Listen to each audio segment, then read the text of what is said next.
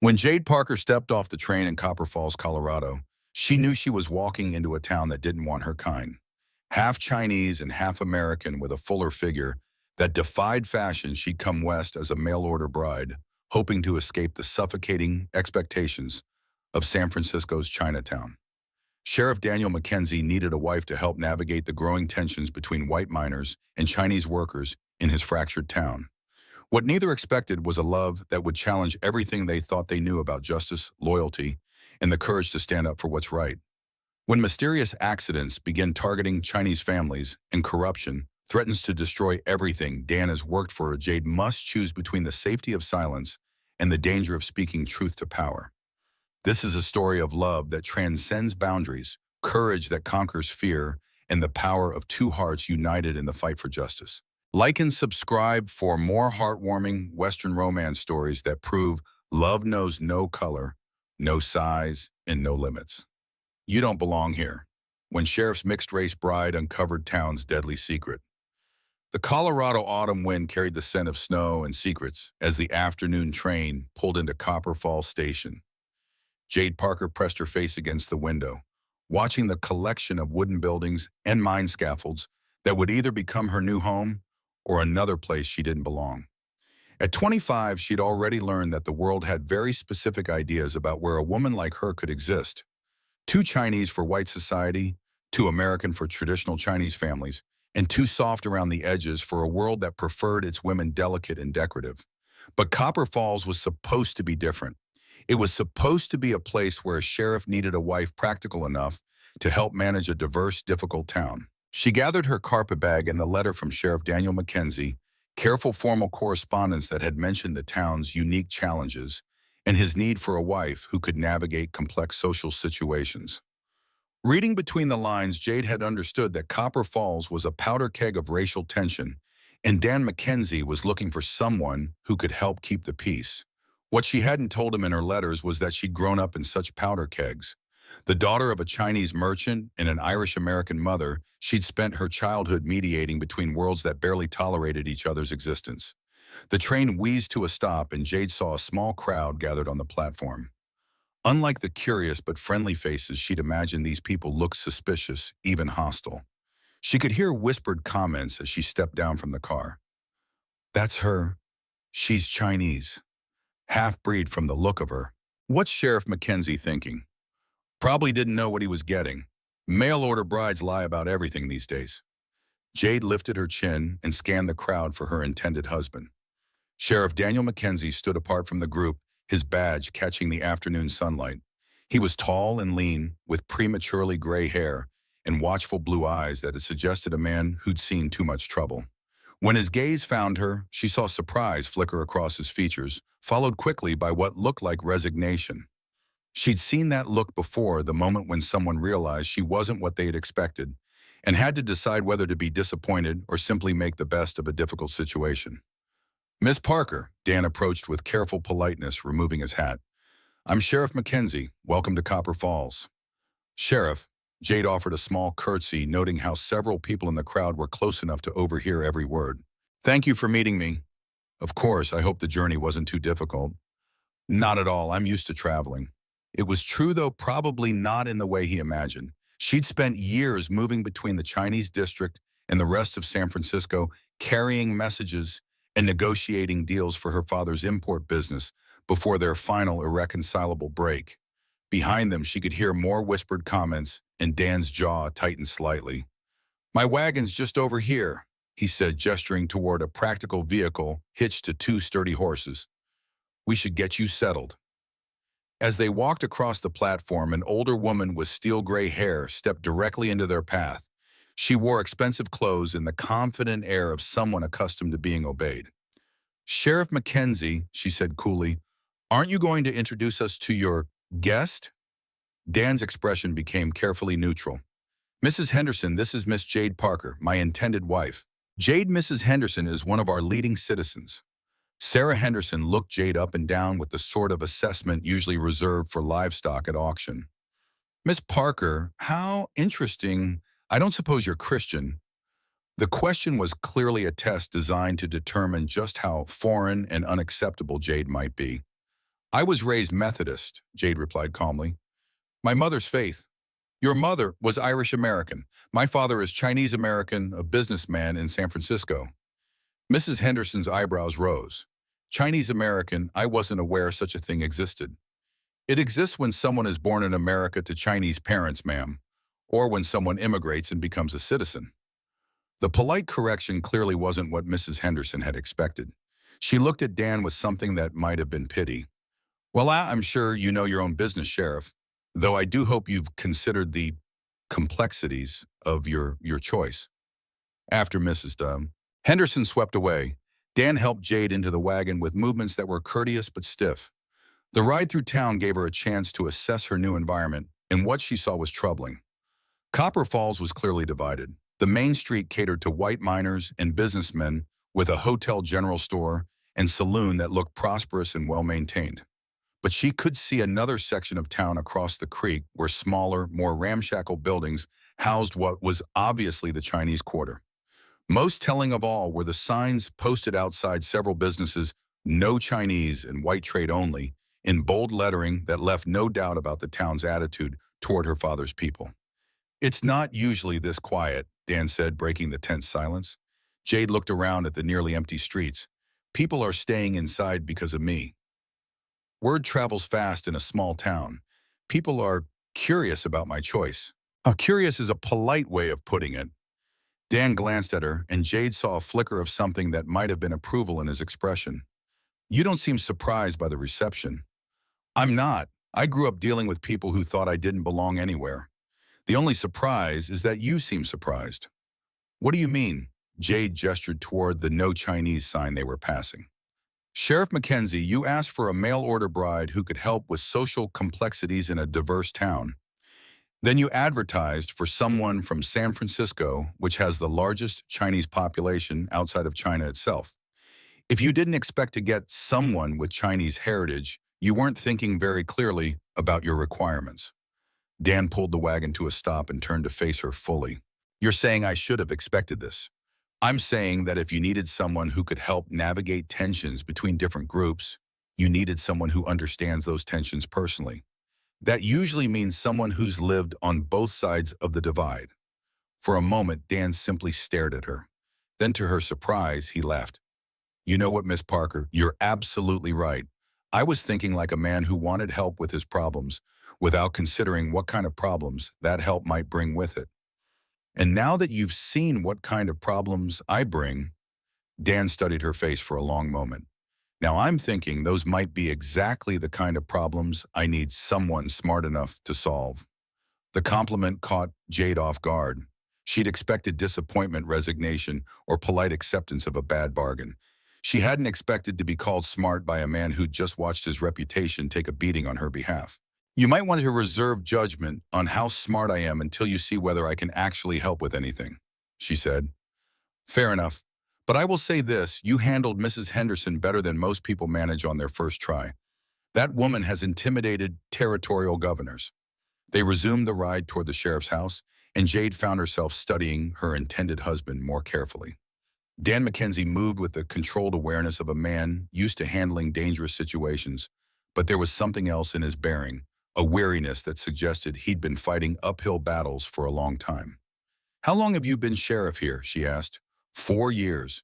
Took the bus after my wife died, needed the distraction. I'm sorry for your loss. Dan's hands tightened slightly on the reins. Sarah died of pneumonia. Nothing anyone could have done, but I still felt like I should have been able to fix it somehow. The pain in his voice was carefully controlled, but unmistakable. Jade recognized the tone of someone who'd learned to carry guilt as a constant companion. Is that why you need a way to have someone to fix things for Bo? The question was more direct than was probably appropriate, but Jade had learned that understanding expectations early could save a lot of heartache later. Dan considered her words carefully. I need a wife because this job requires more social navigation than I'm good at. I'm better at enforcing law than I am at preventing the situations that make enforcement necessary. And you think a wife can prevent those situations? I think the right wife might be able to help people find solutions before they start shooting at each other. It was an honest answer, and Jade appreciated that. Too many men wanted wives to be decorative additions to their lives. Dan seemed to be looking for an actual partner. What kind of situations are we talking about? Dan pointed toward the Chinese quarter they were leaving behind. Those folks work the claims that white miners consider the worst, the dangerous ones, the played-out ones, the ones nobody else wants. But some of them are finding gold where others didn't, and that's causing resentment. Resentment that leads to violence. So far, just intimidation and occasional property damage.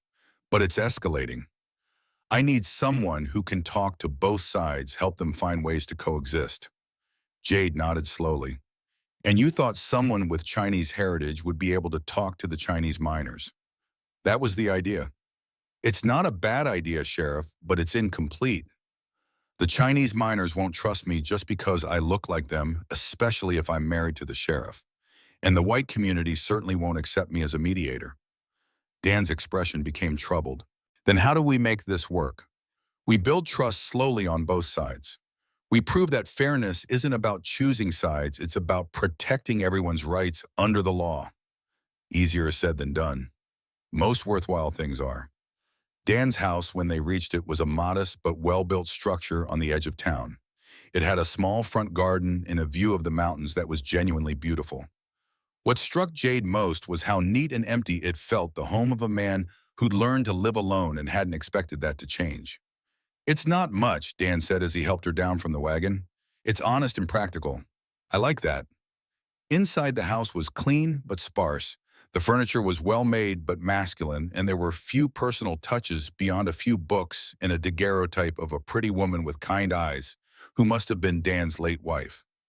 You'll have the bedroom upstairs, Dan said. I've been sleeping in the back room since I've been alone. Jade nodded, grateful for the separate arrangements. She needed time to adjust to this new life, to figure out how to navigate the complex dynamics she'd stepped into. I'll get supper started, she offered. You don't need to. Sheriff McKenzie, Jade interrupted gently, we need to establish how this partnership is going to work. I didn't come here to be a guest in your house. I came to be your wife and partner. That means contributing to our household and our community. Dan looked surprised by her directness. All right, what do you need?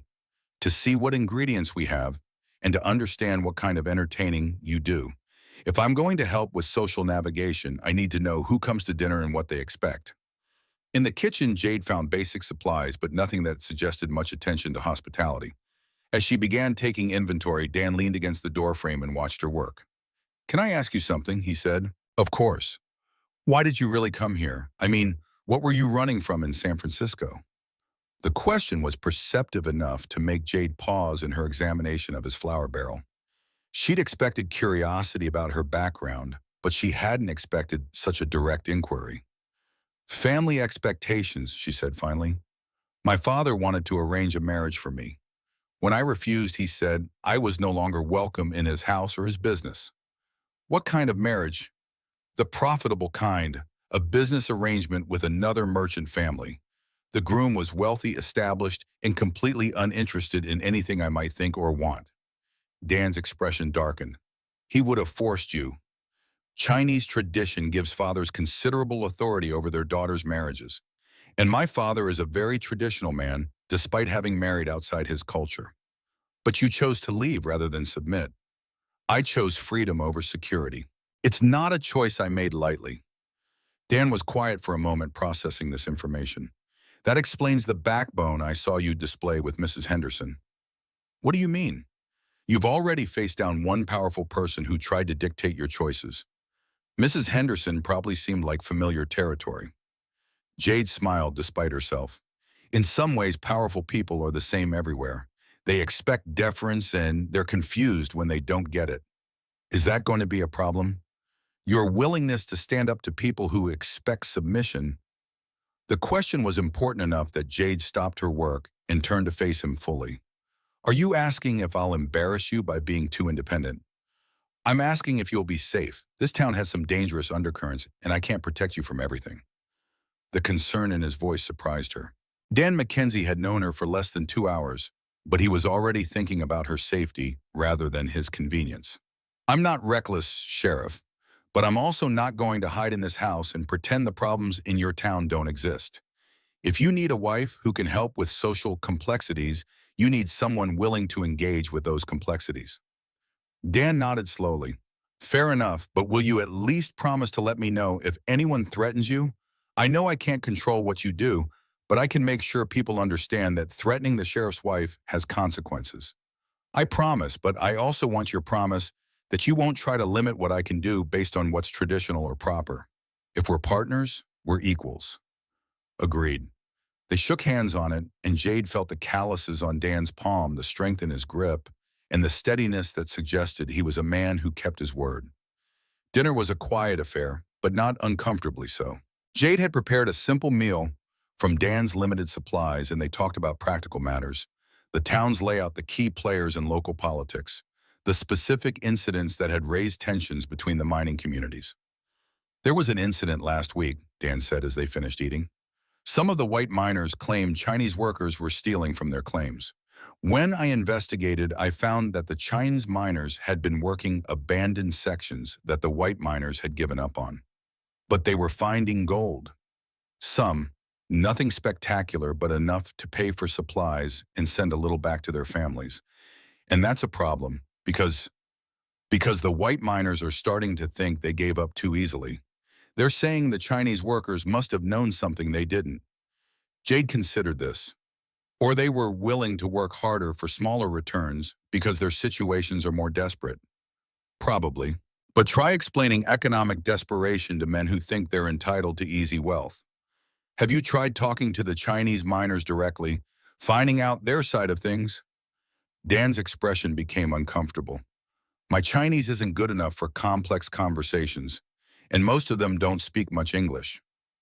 What about a translator? The only person in town who speaks both languages well enough to translate is, Dan hesitated, is someone I can't be sure is giving me accurate translations. Jade felt a chill of understanding. Someone who has reasons to want the communities to distrust each other. Maybe.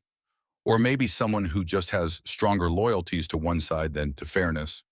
Well, Jade said, standing to clear the dishes, it's a good thing you married someone who speaks Cantonese, Mandarin, and English. Dan's fork clattered against his plate. You speak Chinese. My father insisted I learn his dialects for business purposes. He wanted me to be useful to him until he could marry me off profitably. And now that knowledge could be useful to me. To us, Jade corrected, if we're going to be partners in keeping the peace. Dan stood and began helping her with the dishes, moving around the small kitchen with surprising coordination for such a tall man. There's something else, he said as they worked. Something you should know about the tensions here. What? They're not just economic. There have been some incidents that suggest organized harassment of Chinese families. Jade's hands stilled on the plate she was washing. What kind of incidents? Tools disappearing from work sites, supplies being contaminated, a few cases of children being followed home from school. Children. The word came out sharper than Jade had intended. So far, just intimidation, but escalating intimidation. Jade felt familiar anger building in her chest, the same fury that had driven her to stand up to her father when he'd tried to arrange her marriage. Someone was targeting families, children, people who couldn't fight back. Do you have suspects? Suspicions, but nothing I can prove. What kind of suspicions? Dan dried his hands carefully before answering. I think someone is deliberately stirring up the trouble between the communities, making sure small conflicts become big ones, making sure misunderstandings become lasting grudges. To what end? That's what I can't figure out, unless someone benefits from the conflict itself. Jade considered this as they finished the dishes. In her experience, someone always benefited from community discord, usually someone who wanted to buy property, cheap control resources, or consolidate power. Sheriff, she said finally, I think I'd like to meet some of these Chinese miners, hear their stories directly. That could be dangerous. If someone is orchestrating harassment, they won't want outside investigators asking questions. Then it's a good thing I won't look like an outside investigator. I'll look like the sheriff's wife, getting to know her new community. Dan smiled at that. You know, Miss Parker, I'm starting to think I chose better than I knew when I sent for a bride. Don't celebrate yet, Sheriff. We haven't solved any problems. We've just identified them. Maybe, but identifying problems clearly is the first step towards solving them. That night, as Jade settled into the small bedroom under the eaves, she reflected on the strange day that had brought her here. She'd expected to marry a man who needed domestic help and social support. Instead, she'd found someone who seemed to genuinely want a partner in the complex work of keeping peace in a divided community. She'd also found a community with dangerous undercurrents that went deeper than simple economic competition. Someone was working to make sure Chinese and white miners remained enemies, and that kind of deliberate manipulation usually had serious motives behind it. Through the thin walls, she could hear Dan moving around downstairs, checking locks and banking the fire. The sounds were comforting rather than threatening the routine of someone who took his responsibilities as seriously. For the first time since leaving San Francisco, Jade felt like she might have found a place where her particular combination of skills and background could actually be useful. Not despite being caught between cultures, but because of it. Tomorrow she would start the delicate work of building trust with the people who had every reason to be suspicious of each other. Tonight she would rest in the knowledge that she'd found a partner who understood that some problems were worth the risk of solving. The next morning dawned cold and clear. Jade woke to the sound of Dan moving around downstairs and the smell of coffee brewing. She dressed carefully in her plainest clothes, a brown wool skirt, and simple white blouse that would mark her as respectable but not pretentious. When she came downstairs, she found Dan at the kitchen table with a cup of coffee and a pile of papers that looked like official reports. "Good morning," she said softly. "Morning. Coffee's fresh." She poured herself a cup and sat across from him, noting the tension in his shoulders. "Problems?" "Maybe. Got a report this morning about another incident at the Chinese section. Someone threw rocks through the windows of the general store that serves that community." "Anyone hurt?" "No, but it happened in the middle of the night. Could have been much worse if the family living above the store had been in the front rooms." Jade sipped her coffee and studied the reports Dan was reviewing. Even upside down, she could see they documented a pattern of escalating harassment. "How many incidents in the past month?" she asked. 15. And they're getting more frequent and more bold. That suggests organization. Random prejudice doesn't usually follow such clear patterns. Dan looked up from his papers. "That's exactly what I was thinking. Someone is coordinating this." "Do you have any idea who?" "A few theories, but theories don't make arrests." Jade stood and moved to the window, looking out at the town that was just beginning to stir with morning activity. "What if we could get proof?" "How?" "By making it safe for people to talk. Right now, the Chinese community probably doesn't trust you enough to share information, and the white community doesn't see the harassment as their problem. And you think you can change that?" "I think we can change that. Together." Dan joined her at the window. "What are you proposing?" "First, I want to visit the Chinese quarter, meet the families, hear their stories, make sure they understand that the sheriff's wife cares about their safety." That could be seen as taking sides. Everything we do will be seen as taking sides by someone.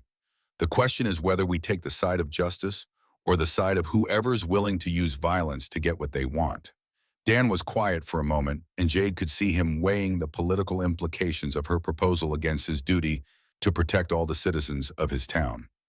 "All right," he said finally, "but we go together, and we go openly. I don't want anyone thinking we're conducting secret meetings." "Agreed, Anna. What about this afternoon? Give people time to see us coming. Make it clear we're not sneaking around." "This afternoon, it is." As they prepared for their visit to the Chinese Quarter, Jade felt a familiar mixture of anticipation and anxiety. She was about to step into a community that might see her as either a bridge or a traitor, depending on how effectively she could communicate her intentions. But she was also about to begin the work she'd come here to do, the delicate, dangerous task of building trust across lines that someone was working very hard to keep divided. Whatever happened next, she wouldn't face it alone. She had a partner now, someone who understood that keeping the peace sometimes meant risking it first. The afternoon visit would be their first test as a team. Jade just hoped they were both ready for whatever they might discover. The afternoon sun cast long shadows as Jade and Dan walked down the dusty path toward the Chinese quarter of Copper Falls. Word of their approach had clearly spread. Jade could see faces appearing at windows and disappearing again as they drew closer. "They're watching us," she said quietly. "Can you blame them? The sheriff showing up usually means trouble for them." And the sheriff's wife, "Depends on whether they see you as an ally or another source of authority to be wary of." The Chinese quarter was smaller than Jade had expected, perhaps 24 buildings clustered along a narrow street that ran parallel to the creek. The structures were well-maintained but modest, built by people who understood they might need to leave quickly if circumstances turned against them. At the center of the small community stood a general store with fresh boards covering two windows, evidence of the previous night's attack. An elderly Chinese man was sweeping glass from the front step while a younger woman watched from the doorway. "Mr. Liu," Dan called as they approached, "I wanted to check on the damage from last night." The elderly man straightened his weathered face, carefully neutral. He spoke in heavily accented English, measuring each word. "No one hurt, Sheriff, just windows." "I'm glad to hear that. This is my wife, Jade." Dan gestured towards her. "We wanted to make sure everyone knows that these attacks are being investigated." Mr. Liu's eyes fixed on Jade with obvious curiosity. She stepped forward and spoke in careful Cantonese. "Mr. Liu, I'm very sorry about what happened to your store. No one should have to fear for their safety in their own community." The effect of hearing his native language was immediate. Mr. Liu's formal posture relaxed slightly, and his eyes showed a flicker of hope before caution reasserted itself. "You speak Cantonese," he said, still in English, clearly testing whether her language skills extended to complex conversation. "My father is Chinese-American. I grew up speaking both languages," Jade replied, switching between Cantonese and English to demonstrate her fluency. The young woman in the doorway stepped forward. "Father, perhaps we should invite the sheriff and his wife inside." Mr. Liu hesitated for a moment, then nodded. "Yes, come. We will have tea." Inside the store, Jade could see the careful organization of a business run by people who understood the value of hard work. Shelves lined the walls, filled with a mixture of American goods and Chinese imports. Rice, dried vegetables, medicinal herbs, and tools specifically designed for placer mining. The young woman introduced herself as Mei Liu, Mr. Liu's daughter who helped manage the store. As she prepared tea with practiced efficiency, Jade noticed the way she kept glancing at the boarded windows. "Mei," Jade said gently in Cantonese, "can you tell us what you saw last night?" Mei looked at her father, who nodded permission. "It was after midnight. I heard voices outside, then the sound of breaking glass. By the time I got to the window to look, they were gone." "How many voices?" Dan asked, following the conversation despite the language barrier. "3, maybe 4, Mei replied in English. "They were trying to be quiet, but I could hear them laughing after they broke the windows." Laughing. Jade felt a chill. Violence was one thing, but people who found joy in terrorizing others were particularly dangerous. "Like it was a game to them," Mr. Liu said grimly. Dan leaned forward. "Mr. Liu, I need you to know that I take these attacks seriously, but I need the community's help to stop them. If people see something, they need to report it." Mr. Liu exchanged a look with his daughter. "Sheriff, with respect, what good does reporting do? You arrest someone, they are released, and then things are worse for us." It was a fair point, and Jade could see that Dan knew it. Without witnesses willing to testify, and a community willing to stand behind prosecution, law enforcement became nearly impossible. "What would it take for you to feel safe reporting crimes?" Jade asked. "Protection," Mei said immediately. "Not just during a trial, but after. These people know where we live, where we work. If we speak out against them..." She didn't finish the sentence, but the implication was clear. Retaliation was a real and immediate threat. What if there was a way to gather evidence without putting individuals at risk? Jade suggested an idea beginning to form. What if we could document the pattern of harassment in a way that didn't require anyone to step forward as the primary witness? Dan looked at her with curiosity. "What are you thinking?" "I'm thinking that if these attacks are organized, they're probably coordinated by someone who feels safe giving orders. Someone who doesn't think they'll be caught." "You want to identify the organizer." "I want to understand the motivation. Random prejudice is one thing, but this feels more purposeful." Mr. Liu refilled their teacups, his movements careful and deliberate. "Mrs. McKenzie, may I ask you something?" "Of course." "And why do you care what happens to us? You are married to the sheriff. You could have a comfortable life without involving yourself in our troubles." The question was blunt but fair, and Jade could see that both Mr. Liu and May were genuinely curious about her answer. Because injustice anywhere threatens justice everywhere, she said simply. And because I know what it's like to be caught between communities never quite fitting anywhere. May nodded slowly. You understand. I understand feeling like you have to prove your worth every day. I understand having people judge you before they know you. I understand being seen as a problem to be solved rather than a person to be respected.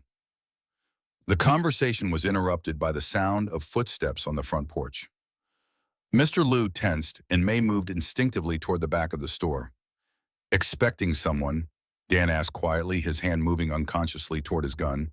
No, Mr. Liu replied.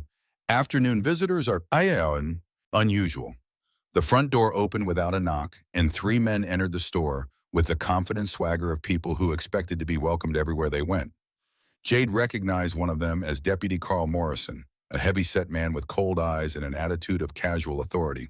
Afternoon, Sheriff, Deputy Morrison said with exaggerated politeness.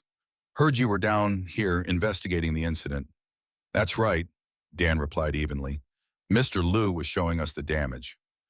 Shame about those windows. Morrison continued, his tone suggesting anything but sympathy.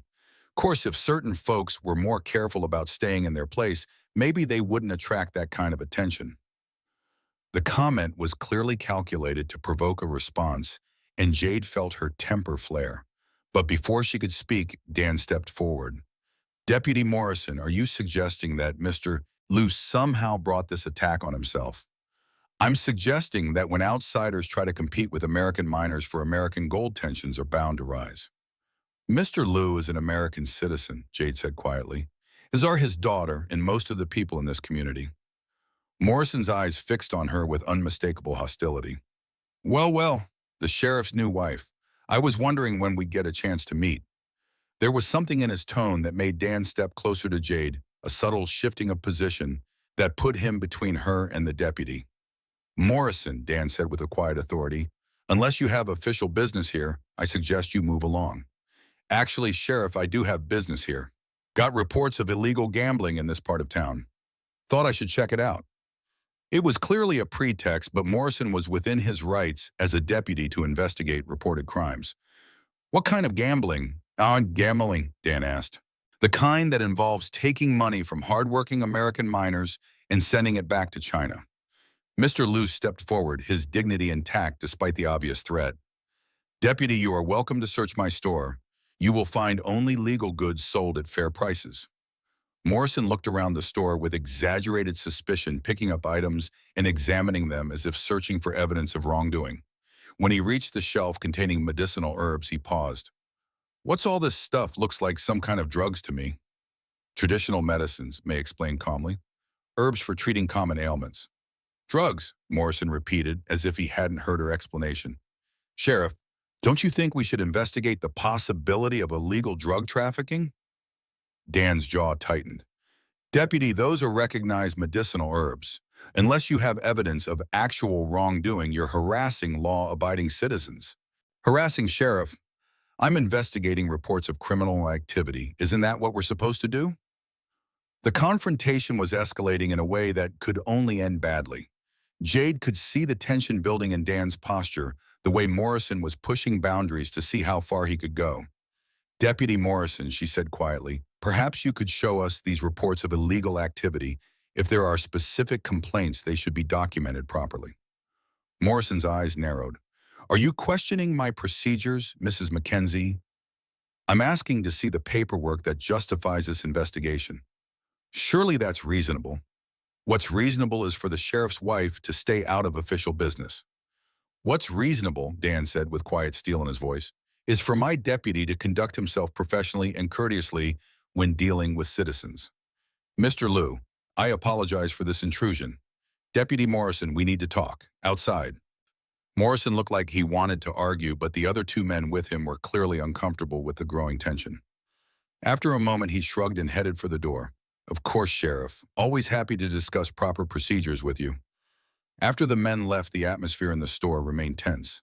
Mr. Liu was clearly shaken by the confrontation, and May looked frightened. I'm sorry about that, Dan said grimly. Deputy Morrison was out of line. Will there be consequences for us? May asked quietly. Not if I have anything to say about it. But Jade could see the doubt in both May's and her father's eyes. They'd lived through too many similar situations where promises of protection had proven empty. Mr. Liu, Jade said carefully, has Deputy Morrison visited your store before? The older man hesitated, then nodded. Several times in the past month, always with different reasons, but always unfriendly. What kind of reasons? Reports of illegal activity, complaints about permits, questions about our right to operate a business. Jade felt pieces of a puzzle beginning to fall into place. Were these visits before or after the other incidents? The vandalism, the harassment? Before, May said immediately. Deputy Morrison would come by asking questions, and then a few days later something would happen. Windows broken, tools stolen, children followed. Dan's expression was grim. You think Morrison is connected to the harassment? I think someone is using official authority to identify targets and gather information about them, Jade replied, and then that information is being used to plan attacks. It was a serious accusation, one that could have major consequences if true, but it also explained the pattern of escalation they had observed. If Morrison is involved, Dan said quietly, he's not working alone. This kind of systematic harassment requires coordination. Who else has the authority to move freely through both communities? Jade asked. Anyone with official business. City council members, mine supervisors, business owners who supply both communities. Or anyone who claims to have official business, Jade added.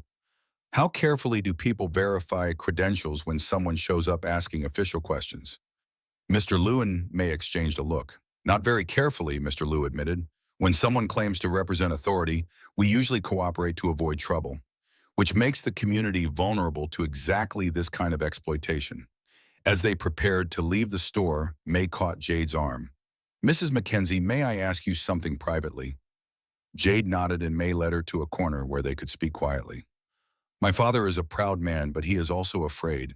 If these attacks continue to escalate, you're thinking of leaving. We have family in Sacramento. They've written that there might be opportunities, there's less hostility. That's your choice to make, Jade said gently, but I hope you'll give us a chance to make things better here. How can you make things better when the people who are supposed to protect us might be the ones organizing the attacks? It was a fair question, and Jade didn't have a complete answer yet. By gathering evidence, she said finally, by documenting what's happening in a way that can't be ignored or explained away, and by making sure the community understands that not all authority figures are the same. May studied her face for a long moment. You really mean that, don't you?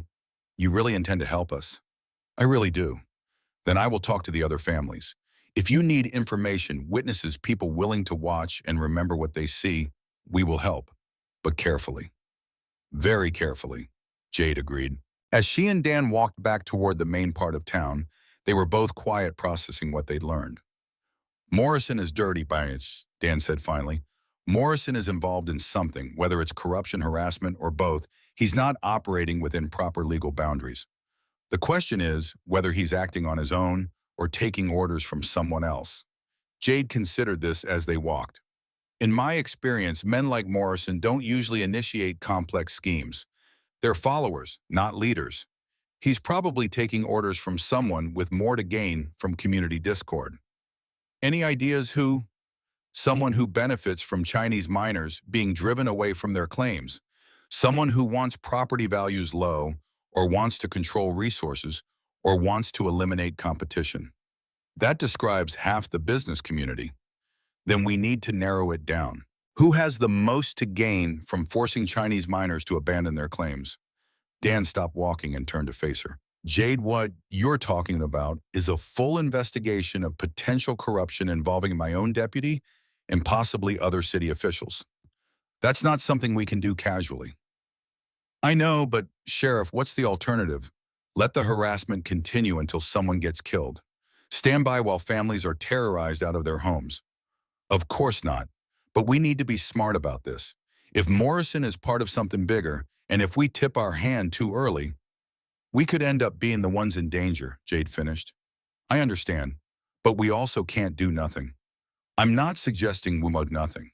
I'm suggesting we build a case systematically gathering evidence that will stand up in court. How do we do that without alerting the people we're investigating? Dan smiled grimly. By being very, very careful. And by using the fact that they probably underestimate both of us. That evening, as they sat in Dan's kitchen, planning their next moves, Jade felt the weight of what they were undertaking. Investigating corruption was always dangerous, but investigating corruption that involved law enforcement was particularly risky. Dan, she said quietly, are you sure you want to do this? If Morrison is dirty and we expose him, it's going to reflect on your judgment for hiring him. Morrison was deputy when I took this job. I didn't hire him, I inherited him. But you're right that exposing corruption in my department will raise questions about my oversight.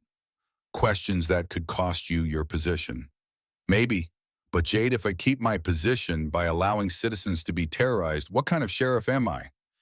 The answer was exactly what she'd hoped to hear, but it also made her realize how much they were both risking. All right then, where do we start? With documentation. Every incident, every report, every complaint. We map out the pattern and see if we can identify the connecting factors. And then we figure out who's giving Morrison his orders, and we gather enough evidence to stop them all. As they worked late into the night organizing reports and looking for patterns, Jade found herself impressed by Dan's methodical approach to investigation. He wasn't just a lawman who relied on authority and intimidation. He was someone who understood that justice required careful attention to evidence and procedure. It was going to be dangerous work, but they weren't approaching it recklessly. They were building a partnership based on mutual respect and shared commitment to protecting people who couldn't protect themselves. Outside, the wind whistled through the eaves, carrying the promise of winter and the whisper of secrets yet to be uncovered. Somewhere in Copper Falls, people were planning their next move against the Chinese community. But now they weren't operating unopposed. Now they had opposition that was determined, organized, and committed to the principle that justice was more important than politics. The real investigation was just beginning. 3 weeks into their investigation, Jade and Dan had documented a pattern of harassment so systematic that it could only be the result of careful planning. Every attack followed the same sequence: an official visit to gather information about schedules and routines followed within days by some form of intimidation or vandalism. The evidence was compelling, but it was also dangerous. Morrison had begun watching them with increasing suspicion, and Jade had noticed strangers following her when she made her rounds through both parts of town. We're making someone nervous, she said as they reviewed their notes by lamplight in Dan's kitchen. Good. Nervous people make mistakes. They also escalate their tactics when they feel cornered. Dan looked up from the incident report he was studying. You think they'll try something direct? I think they'll try to discredit our investigation before we can complete it. If Morrison is taking orders from someone with real power, that person has resources we don't. As if summoned by their conversation, a sharp knock at the front door interrupted their work. Dan checked his pocket watch. Nearly midnight, far too late for social calls. Expecting anyone? Jade asked quietly. No one. Dan moved toward the door, his hand resting on his gun. Stay here. But when he opened the door, it wasn't Morrison or any of his associates. It was Mei Lu, her face pale with fear and her clothes disheveled as if she'd been running. Mrs. McKenzie, she gasped. You have to come quickly. Something terrible has happened. Jade was already reaching for her cloak. What's wrong? They took my father. 3 men came to the store an hour ago and said he was under arrest for illegal gambling. But Sheriff, there was no gambling, I swear it. Dan's expression was grim. Where did they take him?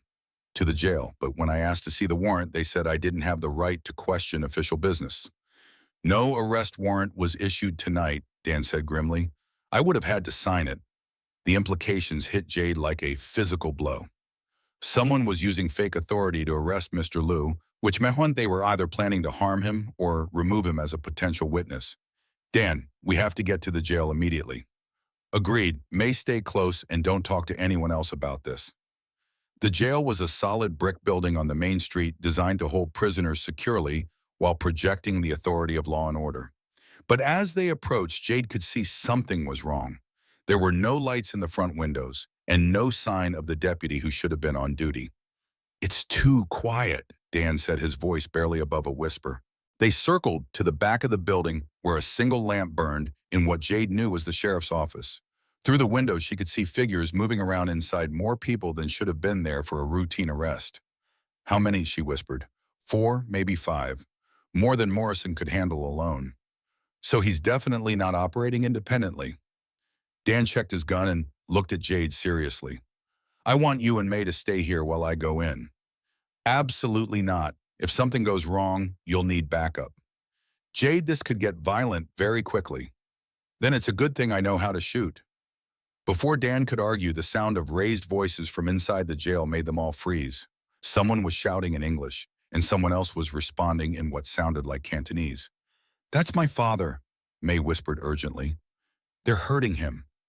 The decision was made for them. Dan couldn't wait for backup that might not come, and they couldn't leave Mr. Liu in the hands of people who were clearly operating outside legal authority. All right, Dan said grimly, but we do this smart. May, I need you to go get Dr. Patterson and tell him to come to the jail immediately.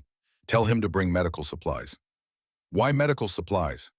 Because we don't know what condition your father will be in when we get him out. As May disappeared into the darkness, Dan and Jade moved toward the front of the jail. The door was locked, but Dan had keys. When we go in, he said quietly, follow my lead. Don't try to be a hero, just watch my back and be ready to run if I tell you to. Understood. They entered the jail, quietly moving through the front office toward the voices in the back. As they got closer, Jade could hear the conversation more clearly, and what she heard made her blood run cold. Just tell us where you hide the gold, old man, and this doesn't have to get worse. I told you there is no hidden gold. We work claims like everyone else. We find what we find. Don't lie to us. Chinese always hide their wealth. We know you've been holding out on the tax assessments. The voice asking questions wasn't Morrison's. It was someone Jade didn't recognize. But the implications were clear. This wasn't about law enforcement. It was about robbery disguised as official business.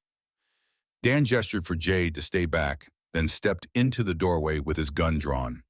That's enough, he said clearly. Mr. Liu, are you all right? The scene that greeted them was worse than Jade had feared. Mr. Liu was tied to a chair, his face bruised and his lip bleeding. Morrison stood beside him holding a leather strap, while 3 other men Jade didn't recognize stood around the room. Sheriff McKenzie, Morrison said with false calm, this doesn't concern you. We're conducting an official interrogation. On whose authority I didn't authorize any arrests tonight. On the authority of the Territorial Mining Commission, one of the other men said. He was well-dressed and spoke with the confidence of someone accustomed to being obeyed. I'm Commissioner Blake. We have reports of illegal mining activities and tax evasion. Then you'll have paperwork documenting those reports and authorizing this arrest, Dan replied evenly. The paperwork is being processed. In cases of suspected criminal enterprise, we have the authority to detain suspects pending formal charges. It was plausible enough that an uninformed observer might accept it, but Jade knew that no such authority existed, and she could see from Dan's expression that he knew it too. Commissioner Blake, Dan said carefully, I'm not familiar with Territorial Mining Commission procedures. Perhaps you could show me your credentials. Blake's confidence flickered slightly. Sheriff, I don't think you understand the seriousness of what we're investigating here. This man and his associates have been systematically defrauding the territory of mining taxes and fees. Then you won't mind if I verify your authority through official channels before allowing the interrogation to continue. There's no time for bureaucratic delays. Evidence could be destroyed. Witnesses could flee.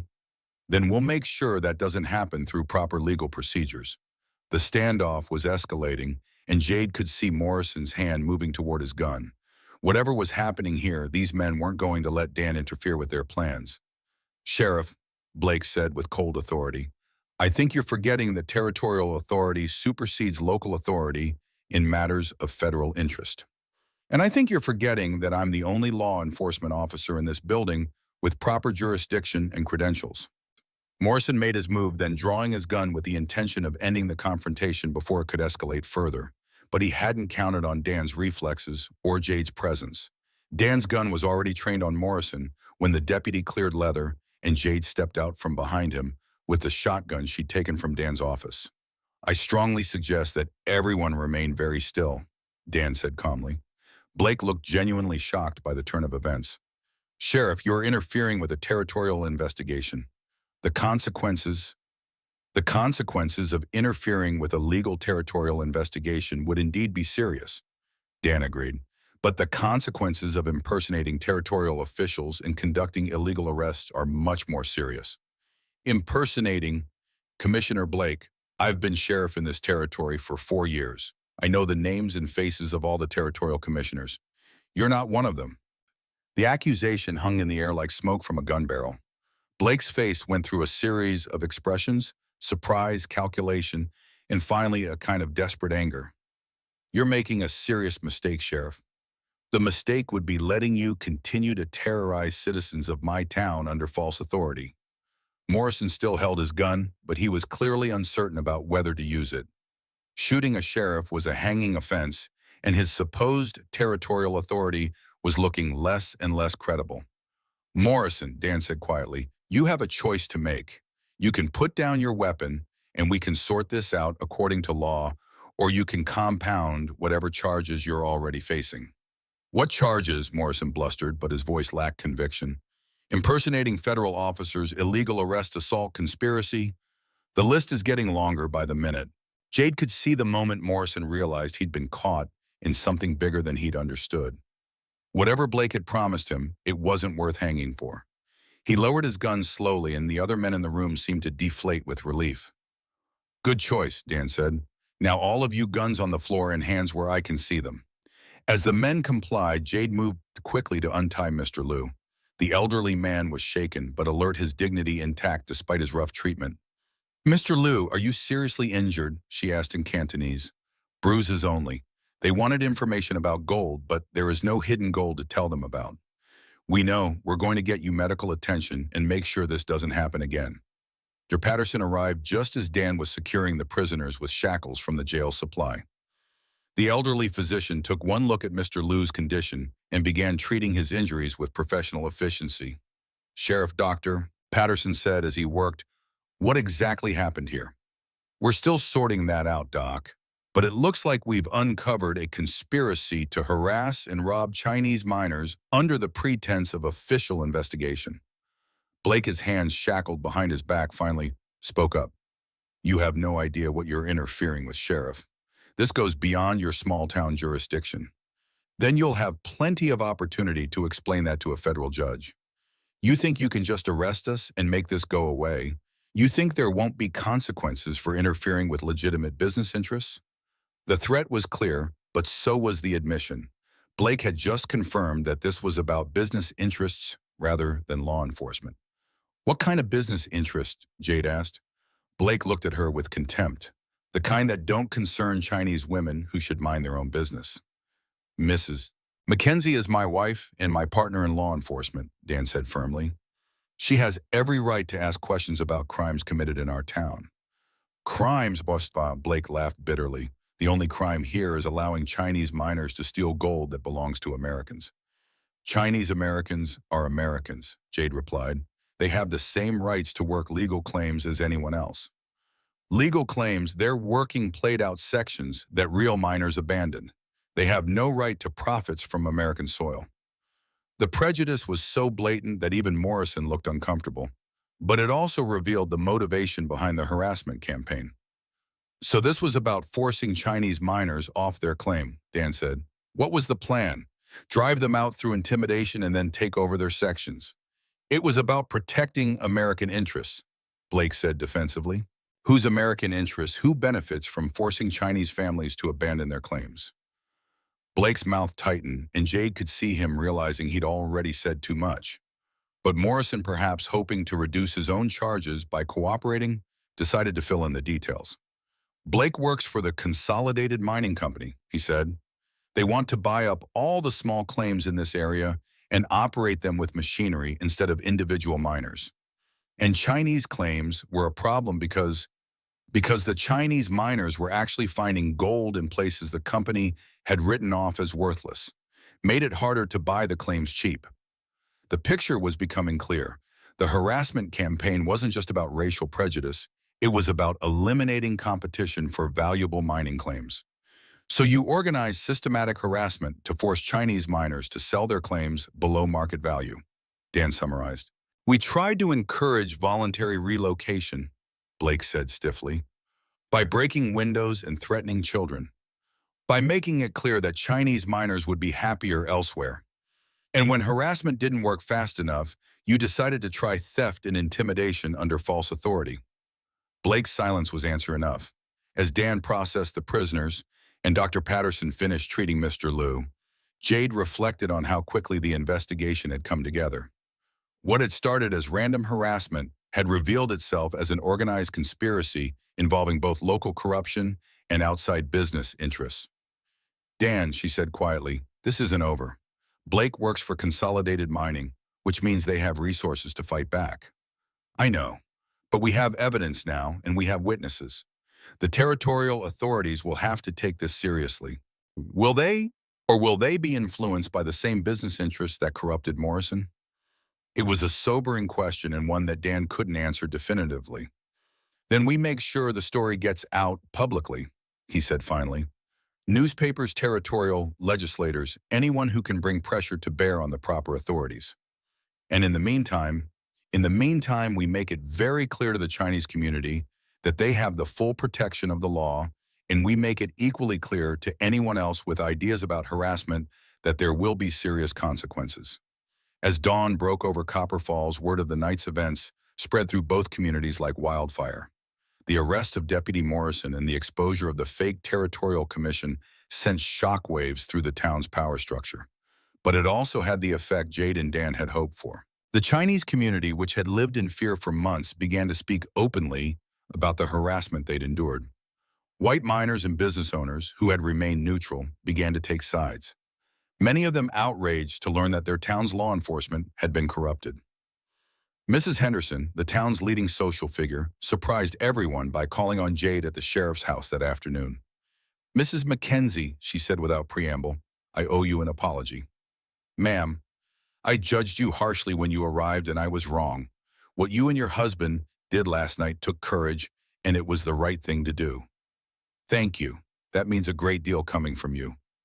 I also want you to know that you have the support of the Ladies' Aid Society in whatever legal proceedings follow. We won't stand by and watch criminals hide behind false authority. It was a significant gesture, one that signaled a shift in the town's social dynamics. If Henderson and her circle were supporting Jade and Dan, other influential people would follow. That evening, as they sat on their front porch watching the sunset behind the mountains, Jade and Dan reflected on how dramatically their lives had changed in just a few weeks. Do you regret answering my advertisement? Dan asked. Jade considered the question seriously. A few weeks ago, I was hiding in San Francisco, afraid of my own father, and resigned to a life of helping other people live theirs. Now I'm married to a man I respect, living in a community where I can make a real difference, and we've just exposed a conspiracy that could have destroyed dozens of families. That's not exactly an answer. That's because the answer is complicated. This isn't the life I thought I was choosing when I came here. It's better. Better how? Better because it matters. Because we're not just building a marriage, we're building something that makes the community stronger. Because we're proving that people from different backgrounds can work together for justice. Dan reached for her hand, and Jade noticed how natural the gesture had become. You know, he said, when I sent for a mail-order bride, I thought I was getting help with social navigation and domestic management. And what did you get instead? A partner. Someone who sees the same problems I see and has the courage to help solve them. Someone who makes me better at the quid I thought I already knew how to do. Is that enough partnership and shared purpose? Dan turned to look at her directly. Is that what we have, partnership and shared purpose? Jade met his gaze steadily. That's what we started with. But it's not all we have now. What else do we have? We have trust. We have respect. We have the knowledge that when things get dangerous, we'll face them together. And, Jade smiled, and we have love, Daniel McKenzie. Somewhere along the way, we fell in love with each other. When did that happen? For me, the moment I realized you were willing to risk your career to protect people you barely knew. When I saw that your commitment to justice was stronger than your commitment to your own safety. For me, it was earlier than that. It was when you stood up to Mrs. Henderson on your first day and then offered to cook dinner like it was the most natural thing in the world.